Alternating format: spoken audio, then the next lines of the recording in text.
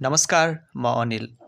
गएको भाग 1 मा नेपाल सरकार मन्त्री परिषदको मिति 2082 चैत्र 13 को बैठकबाट स्वीकृत शासकीय सुधार सम्बन्धी 100 कार्यसूचीमा मैले करिब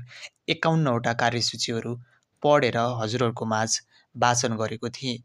र ती कार्यसूचीहरू हजुरहरूले पक्कै पनि सुन्नुभयो होला। सुनेर के कस्ता कार्यसूचीहरू अहिलेको सरकारले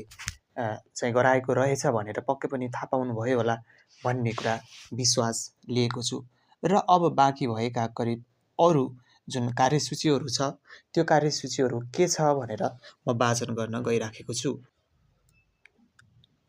सडक आयोजना समयमै पुरा गरिने, लगानी प्रक्रिया सरल बनाइने, परियोजनाको लगानी मोडेल तयार गरिने, एकद्वार लगानी प्रणाली लागू गरिने, स्टार्टअप प्रक्रिया छिटो बनाइने, एसएमई ऋण सहज बनाइने,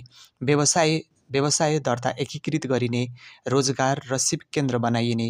निजी क्षेत्र प्रवर्धन रणनीति लागू गरिने, व्यवसाय सुरक्षाको व्यवस्था गरिने, अपराधीमाथि कडा कारबाही गरिने, प्रभावित व्यवसायलाई राहत दिइने, पीएम डेलिभरी युनिट स्थापना गरिने, लगानी संस्थाहरू एकीकृत गरिने, साना उद्योग दर्ता सरल बनाइने, डेटा आदान प्रदान प्रणाली बनाइने, सीएसआर रकम केन्द्रित गरिने, निजी क्षेत्र सुरक्षाको रणनीति लागू गरिने, ढुवानी अवरोध हटाइने, पारदर्शी लगानी वातावरण बनाइने, नयाँ पर्यटन क्षेत्र विकास गरिने, आरोग्य पर्यटन प्रवर्धन गरिने, ऊर्जा क्षेत्र सुधार गरिने, खानेपानी व्यवस्थापन एकीकृत गरिने,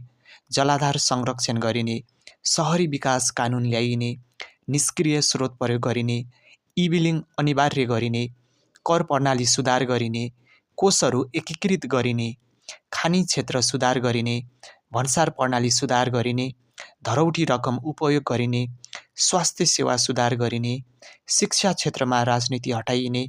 परीक्षा परिणाम समयमै निकालिने, नागरिकता बिना स्नातक पढ्न मिल्ने बनाइने, कक्षा 5 सम्म परीक्षा हटाइने, कृषि क्षेत्र सुधार गरिने, सुकुम्बासी समस्या समाधान गरिने, सार्वजनिक जग्गा संरक्षण गरिने, अपराध सम्बन्धी सम्पत्ति कानुन सुधार गरिने, सिआइबीलाई प्रविधियुक्त बनाइने, अन्तर्राष्ट्रिय सङ्कट अध्ययन गरिने, भन्सारमा थन्किएका सवारी व्यवस्थापन गरिने, महिलाका लागि निशुल्क बस सेवा सञ्चालन गरिने, सार्वजनिक यातायातमा सुरक्षा बढाइने, सहकारी बचत फिर्ता प्रक्रिया सुरु गरिने र सबै पक्ष मिलेर सुधार कार्यान्वयन गरिने। यी थिए नेपाल सरकार मन्त्री परिषदको मिति 2082 चैत्र 13 को बैठकबाट स्वीकृत शासकीय सुधार सम्बन्धी 100 कार्यसूची र यी 100 कार्यसूचीमा हजुरहरूलाई सबैभन्दा राम्रो र एकदमै इफेक्टिभ कार्यसूची कुन लाग्यो त कृपया कमेन्ट गर्न सक्नुहुनेछ। धन्यवाद।